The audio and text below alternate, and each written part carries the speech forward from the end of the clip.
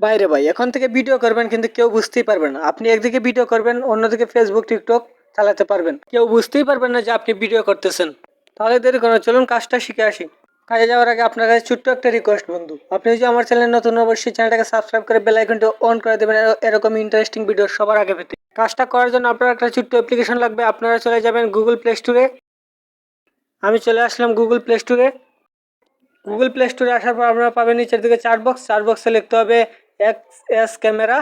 XS camera লেখার পর charge অপশানে ক্লিক করে দিবেন। চার্জ অপশানে ক্লিক করে দেওয়ার পর যে অ্যাপ্লিকেশনটা আসবে এটাকে ইনস্টল করে নেবেন। তো আমার ফোনে ইনস্টল করা আছে, তো আমি ওপেন করে নিচ্ছি।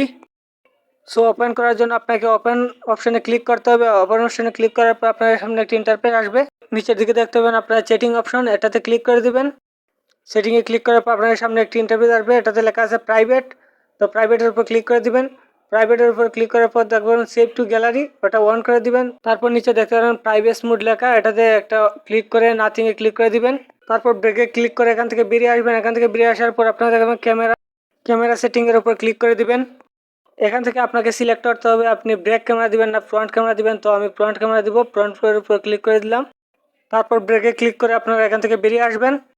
নিচে লেখা দেখতে পাবেন স্টার্ট ক্যামেরা, ওটার উপর ক্লিক করে দিবেন। ক্যামেরা স্টার্ট করে যাবে। পারমিশন চাইলে পারমিশন এলাও করে দিতে হবে, তো আমি পারমিশন এলাও করে দিচ্ছি।